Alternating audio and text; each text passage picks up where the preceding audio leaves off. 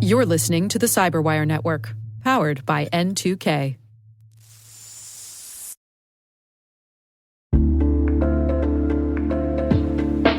And now, a word from our sponsor, Mimecast. You're wondering if you need more email and collaboration security.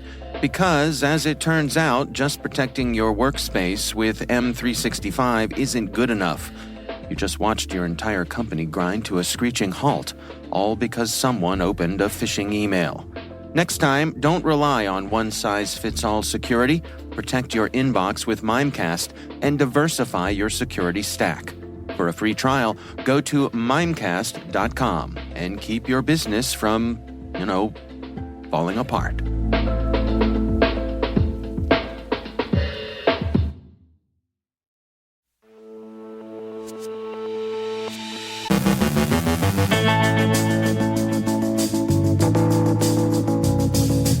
A ransomware report highlights targeting and classification. Phishing remains a major threat. Cisco addresses an expired certificate issue. LockBit and Medusa hit school districts with ransomware. U.S. and Canadian cyber units wrap up a hunt forward mission in Latvia. Ben Yelin on NYPD surveillance. Our CyberWire producer Liz Irvin interviews Damien Lewke, a graduate student at MIT. And an unknown threat actor is collecting against both Russia and Ukraine.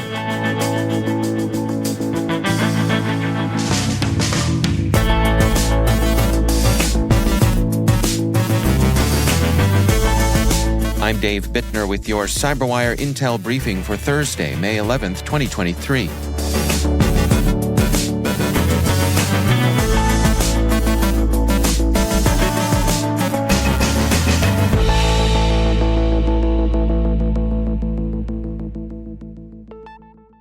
The United States is number one in ransomware attacks. GuidePoint Security today released their GRIT ransomware report for April 2023. While the total number of organizations affected dropped 22% from March to April, the U.S. maintains its place atop the leaderboard when it comes to being victimized by ransomware. The U.S. had 179 victims, whereas the runner-up, the United Kingdom, came in with a distant 18. Most widespread ransomware threats to the U.S. have been LockBit, Yelin, and AlphaV. Manufacturing was by far the most targeted industry, followed by healthcare and technology. Looking at the gangs themselves, LockBit's numbers continued to grow this month. AlphaV nearly doubled the number of its victims in the past month, and the researchers say April marked the most impactful month for Yelin, which increased its victim count from 27 in March to 45 in April. As the weather warms up, going out for a day of phishing may become more common. Cyber criminals think so too, as phishing attacks remain on the top of the list in DNSFilter's State of Internet Security First Quarter 2023 report. The report showed a 61% increase in traffic leading to websites containing threats between October 2022 and March 2023, and named malware as the second threat behind phishing, with new domains in third. Employees should remain vigilant in vetting emails they receive by not clicking on suspicious links and checking with their IT department when they receive enticing emails or opportunities from outside organizations. Cisco released an informational post that describes how to identify a vEdge that has an expired certificate affecting control plane connections, which eventually impacts data plane connections, resulting in loss of service. The expired certificate could result in loss of service if improperly handled or not handled fast enough. Cisco specifically tells users experiencing loss of connection to not reload their device, as this could lead to a complete loss of service. Cisco writes, "Reloading the device causes the graceful restart timers to reset, and the router will not be able to reconnect to the fabric. Keeping the router up will help ensure graceful restart does not occur, which will help to keep the data plane sessions up and traffic will be able to pass while control connections are down. However, simply not restarting your device might not be enough to stave off loss of service," the registrar explained. "And bear in mind, even if you don't manually restart or update your equipment, there are timers in the devices that will, by default, start a reload that will trigger disruption as a result of the now-dead cert. Cisco has begun rolling out software updates. The company has so far released 12 software patches to various versions of the vEdge software.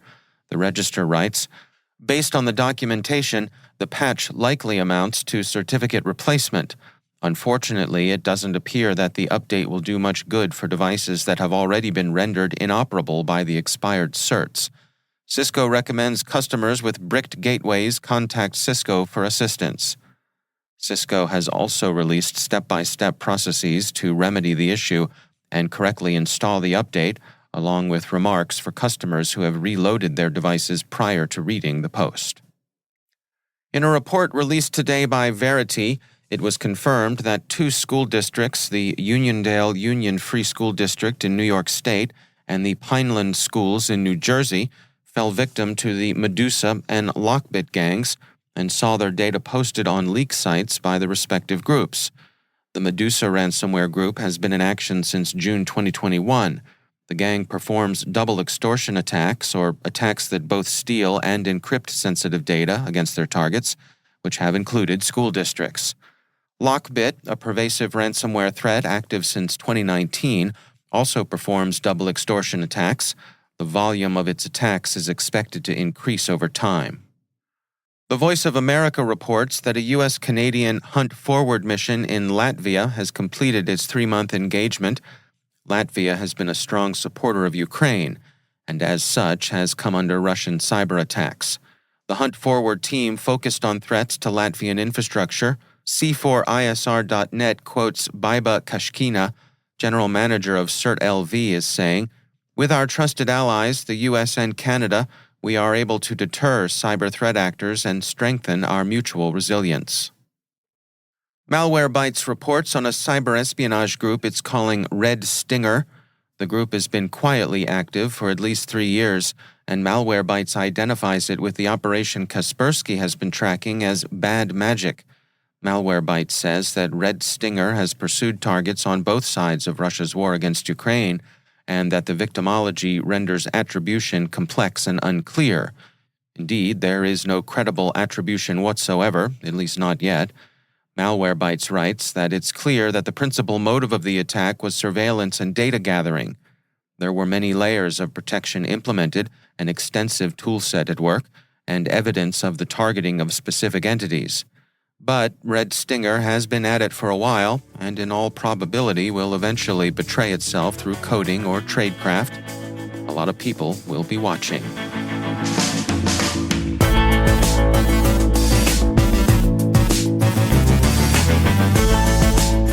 Coming up after the break, Ben Yelin looks at NYPD surveillance. Our CyberWire producer Liz Irvin interviews Damien Lewke, a graduate student from MIT. Stay with us.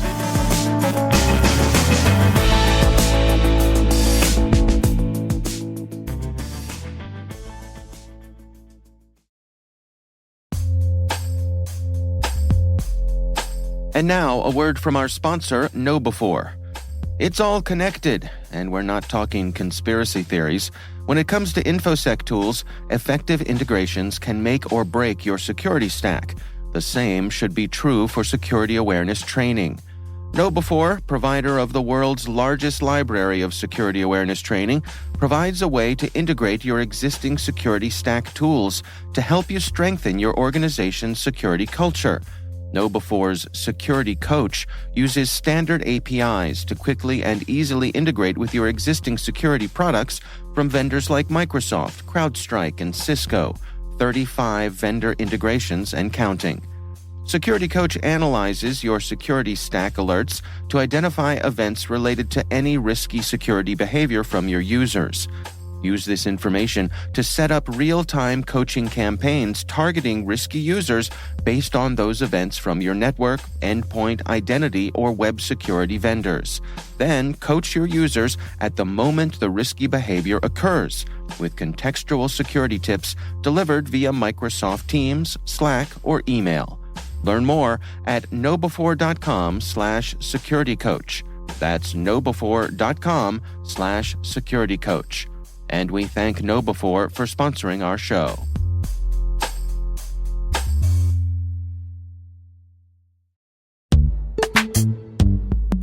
And now, a word from our sponsor, SpyCloud, the cybercrime analytics leader. SpyCloud disrupts cybercrime by telling you what criminals know about your business and your customers, so you can take action to prevent ransomware, account takeover, and online fraud. SpyCloud constantly recaptures and analyzes new data from the criminal underground, including credentials, cookies, and PII siphoned from malware-infected devices. With knowledge of the specific data criminals have in hand from InfoStealer malware on managed and unmanaged devices, security teams can respond with a more efficient and effective process called post-infection remediation. Get SpyCloud's post-infection remediation guide outlining the 7 steps for preventing a malware infection from becoming a full-blown ransomware incident. Visit spycloud.com/cyberwire. That's spycloud.com/cyberwire. And we thank SpyCloud for sponsoring our show.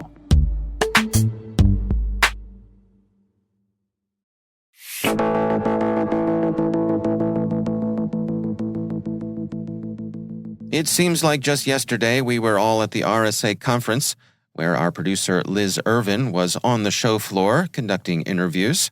She files this report with her conversation with Damien Lewke, a graduate student at MIT. My name is Damien Lewke.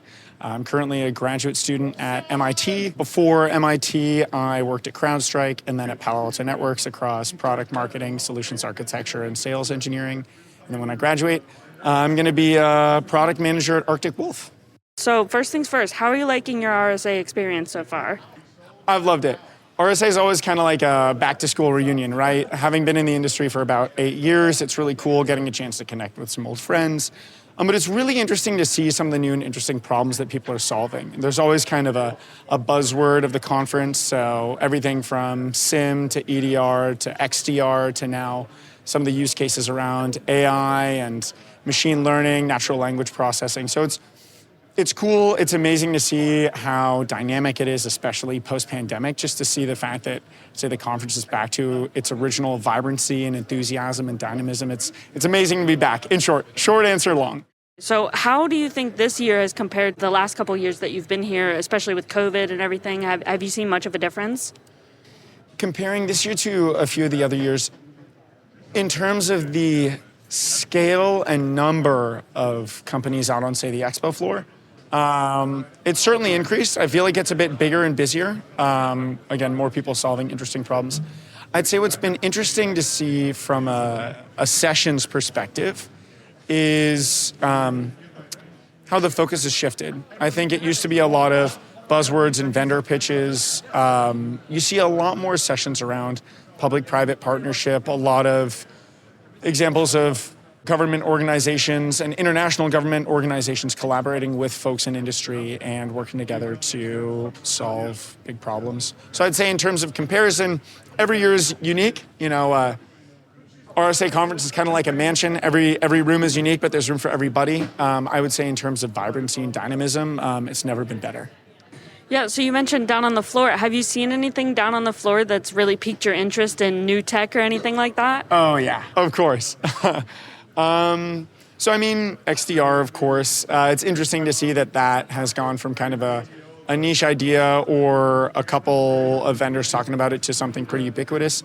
In terms of really interesting, I've seen some pretty fascinating stuff around SOC automation and augmentation, so folks looking at natural language processing, assisting cyber defenders. Some really cool examples of new mobile application security techniques. It's amazing. We use smart devices all the time. I think a lot of folks think about mobile application security as MDM, but it's so much more than that. So looking at a few folks out there on the back end of the South Hall, I thought that was really fascinating. So the theme this year is Stronger Together for RSA. Do you think Stronger Together is a good theme in general?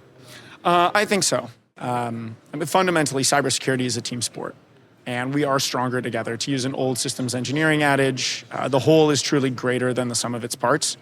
And, there are folks in government talking about the fact that there's a technology ecosystem where folks do have a place, and cybersecurity is a somewhat Byzantine industry, right? A lot of folks solving very specific problems. But at the same time, coming together and working not just as an industry, but looking at government partnerships, looking at partnerships with academia, and synthesizing kind of those three legs of the cybersecurity stool and being stronger together, I think is great. I'd say in terms of just the vibe, I know that's not a very technical term, but the vibe here is very jovial and dynamic, and people seem very open and engaging, which is really inspiring and exciting to see. I don't want to say it's been acrimonious in the past, but I certainly would say there's just a better feeling of, I'd almost say like cautious optimism today, which is amazing to see and hear. I'm sure you've heard the acronym for Chief Information Security Officer, correct? Mm-hmm. How do you pronounce that? CISO. CISO. Okay. All right. Fantastic. Although it should be CISO. CISO? Because CISO. Okay. CISO. All right. I learned something today. Okay. It's a CISO. Oh, there you go. There we go. We'll change your minds, I guess. Yeah. All right. Thank you so much for the interview. Thank you. Appreciate it. That's CyberWire producer Liz Irvin speaking with Damien Lewke.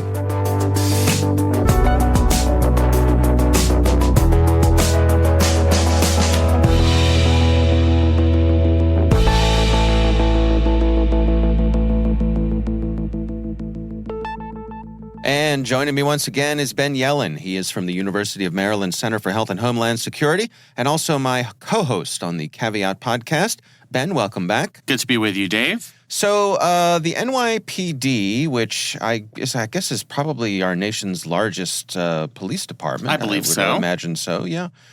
They recently had a little event where they were highlighting some of the new initiatives that they have. And one of them caught my eye. They have the ability to, they have a gun, Ben. They have a gun that they can launch a sticky GPS tracker at your car. Does this feel like a James Bond tool here? MacGyver or maybe just Austin Powers? I was going to say Inspector Gadget, but but any of those are fine. But the utility of this is that it is supposed to cut down on high-speed pursuits, which I think is a good thing. I know lots of police forces have been trying to dial that down because they're potentially dangerous to everyone involved, but more importantly than that, pedestrians or innocent bystanders. They also came out and said that they would love people in areas of the city where they're having trouble with vehicle thefts to purchase themselves an Apple AirPod tracker and put that in their vehicle. In fact, the NYPD is giving away 500 of these so that it's easier for folks to track their vehicles if they have been stolen. What do we think of all these initiatives, Ben? Are there any problems here? There are some problems. I think, we should acknowledge that the New York Police Department has a very difficult job. There has been an uptick in crime over the past several years, although I know violent crime has gone down for 1 or 2 consecutive years. But there are certainly some serious problems to solve. High-speed car chases are extremely dangerous to those involved, to law enforcement, and to pedestrians. Mm-hmm. So to the extent that you can cut down on those high-speed chases by using this gun that shoots out a GPS device that attaches to a car, I think that would be a valuable tool for the NYPD to use. Mm-hmm. I don't see any major constitutional problems with this type of tactic, largely because if you reasonably believe that somebody is going to be involved in a car chase, that they're not responding to the siren or the police lights, that they're not going to pull over, then that's pretty good probable cause for you to deploy this tool. Right. Granted, it's extrajudicial. It's not like you're calling up the magistrate judge and saying, "Hey, can I fire this gun at a moving vehicle?" But mm-hmm. I do think it could be a useful tool. As long as it's not abused. Of course, there's always the potential to abuse it. We've seen that happen with some of these surveillance tools in the past. I have a bit more of a problem with urging people and suggesting that people put Apple AirTags inside their vehicles. Right. This sounds like a good idea. I mean, it's sort of how police departments have been encouraging people to use Amazon Ring devices on their homes and have been giving them out at various events. but those AirTags could be used against people and could certainly violate those people's civil liberties in a number of circumstances. So if the New York Police Department is keeping a record of which vehicles have AirTags, let's say you're suspected of some type of petty crime, nonviolent crime, law enforcement already has the ability to track you down. What if you're just delinquent on parking tickets? What if the New York City Police Department has an interest in your political activities or your religious activities? Once they've encouraged you to install that AirTag, that subjects you to a novel form of surveillance, real-time vehicle tracking, which I think can be problematic. Now, it is voluntary, but I think people should know that if they're going to be involved in this crime-fighting effort, that they're potentially creating a risk for themselves by putting such a device in their vehicle. I think there's obviously justification for cutting down on these high-speed chases to make it easier for police to recover stolen vehicles, but there's certainly, all of this doesn't come without risk. Yeah. Would the police have to, or have the opportunity to go to Apple, say, for some of this tracking data if they needed it or wanted it? So yes, they definitely have the opportunity to do it. Apple might be one of the few companies that might fight back against this type of request, given that Apple prides itself on digital privacy. Yeah.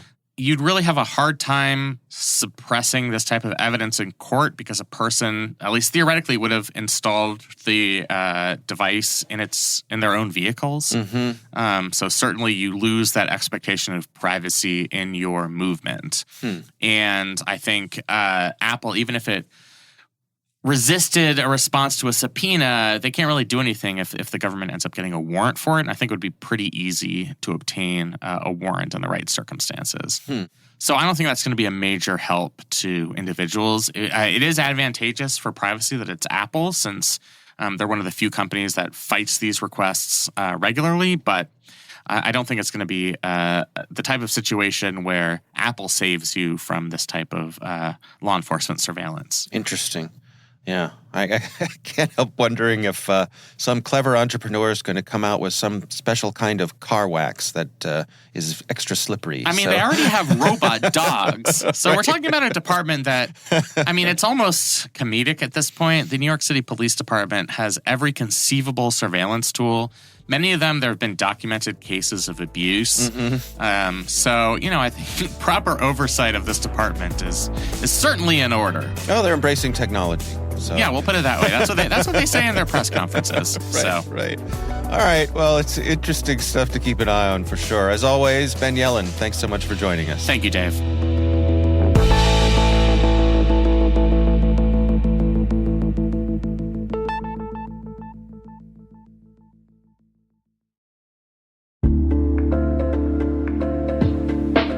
Never refactor your apps again. Never get locked into an IDP. Say goodbye to your old on-prem systems and identity-managed complexity. Now you can solve your biggest IAM problems with identity orchestration, even the messy ones you thought were unsolvable. Bring Strata any IAM use case, like modernizing legacy apps to use passwordless authentication, migrating from one IDP to another, or enabling identity operation resiliency. Strata's identity orchestration platform is designed to extend the value of your identity infrastructure, no matter the complexity or scale. What's more, Strata's software is lightweight and flexible, developer-friendly, and vendor-agnostic. Want to see it in action? Share your identity challenge with Strata on a discovery call, and they'll hook you up with a complimentary pair of AirPods Pro. Don't miss out. Visit strata.io/cyberwire. That's strata.io/cyberwire.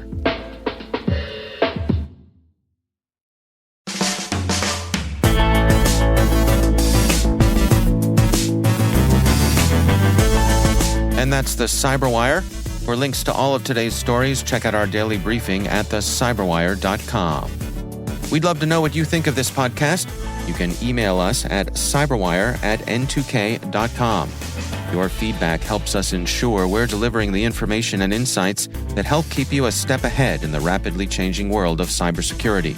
We're privileged that N2K and podcasts like the CyberWire are part of the daily intelligence routine of many of the most influential leaders and operators in the public and private sector, as well as critical security teams supporting the Fortune 500 and many of the world's preeminent intelligence and law enforcement agencies.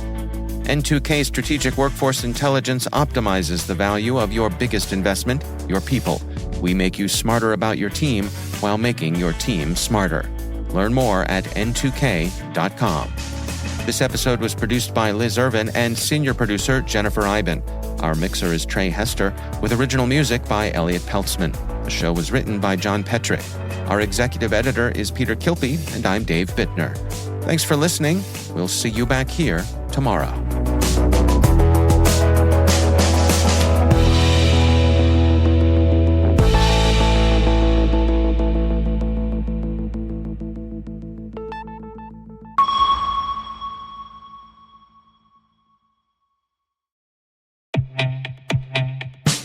Dreamport is a mission accelerator that combines state-of-the-art facilities, innovative programs, and imaginative people charged with finding that spark that leads to unparalleled capability. Headquartered in Columbia, Maryland, Dreamport was created through a partnership intermediary agreement with U.S. Cybercom, awarded to Missy in May 2018. For more information, please visit dreamport.tech.